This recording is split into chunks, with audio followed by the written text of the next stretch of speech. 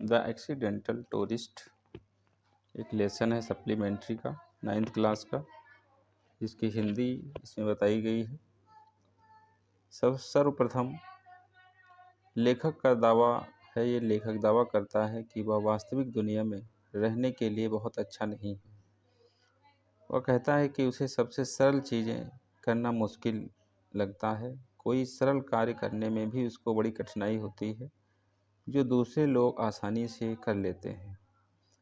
उदाहरण, जब भी वह किसी होटल में रुकता है तो उसे कई बार होटल के डेस्क पर जाकर यह याद रखना पड़ता है कि उसका कमरा नंबर क्या है।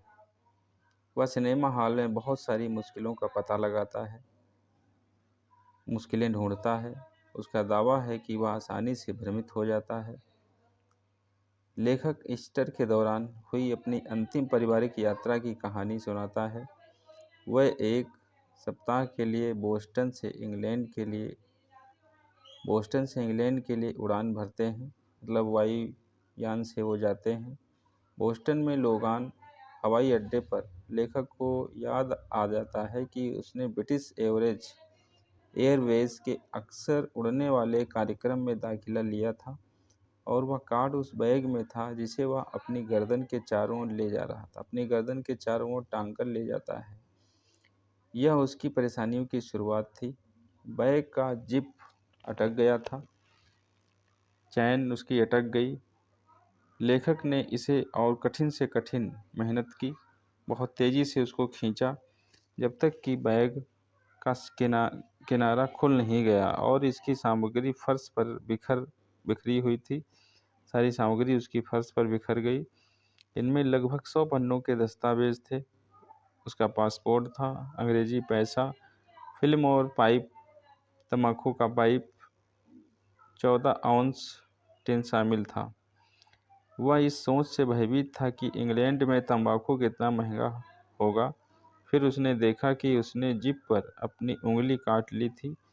जिप से यानी चैन से खींचते समय, बैग का चैन खोलते समय उसकी उंगली कट गई। अब उसे काफ़ी खून बह रहा था। सामान्य रूप से रक्तस्राव के साथ असहज होने के कारण उसे लगा कि हिस्टोरिकल होना उचित है, क्योंकि यह उसका रक्त था जो बह रहा था। वह कहता है कि यहाँ तक कि उसके बाल इतने भ्रमित और असहाय हो गए थे कि वह दहशत में चला गया था। वो बहुत डर गया था। इस बिंदु पर उसकी पत्नी ने शुद्ध आश्चर्य से उसकी ओर देखा। उन्हें यह विश्वास करना कठिन लगा कि उन्होंने जीवन बनाने के लिए यात्रा की थी। लेखक का कहना है कि जब वह यात्रा करता है तो इस तरह के हादसे अक्सर होते रहते हैं।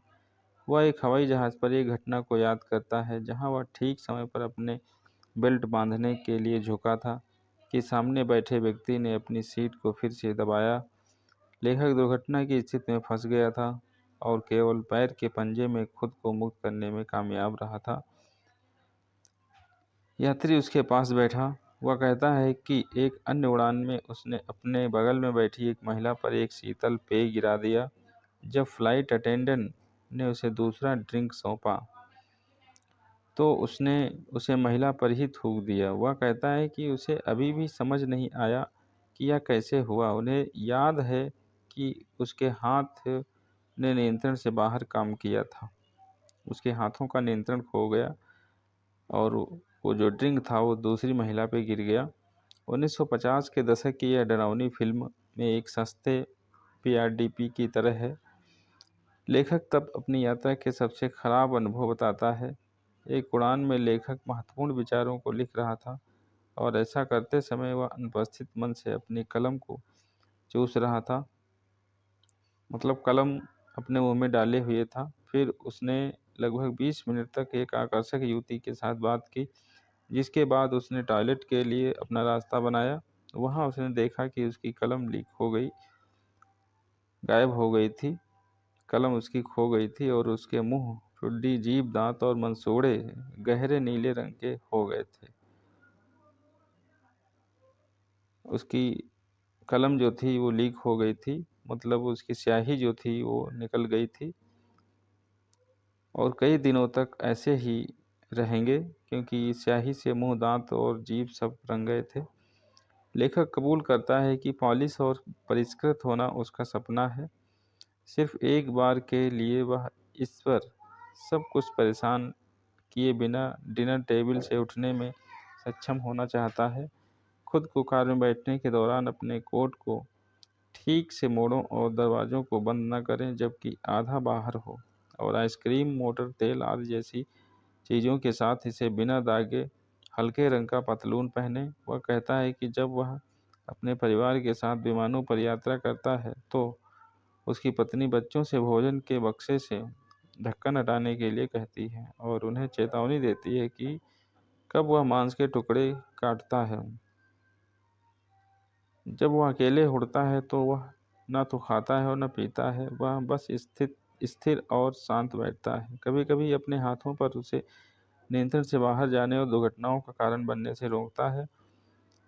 उसके अनुसार यह विधि उसके कपड़ों को साफ रखने में बहुत प्रभावी है। भले ही वह एक साल में 1 लाख मील की दूरी पर उड़ता है, लेकिन लेखक को कभी भी उड़ता हुआ मील नहीं मिलता।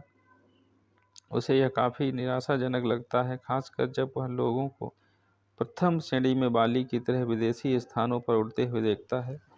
जो अपने फ्लायर मील के लिए धन्यवाद।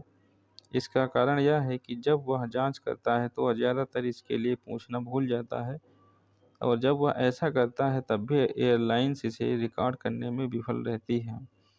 उसे अक्सर यह भी बताया जाता है कि वह किसी भी फ्लायर मील का हकदार नहीं है।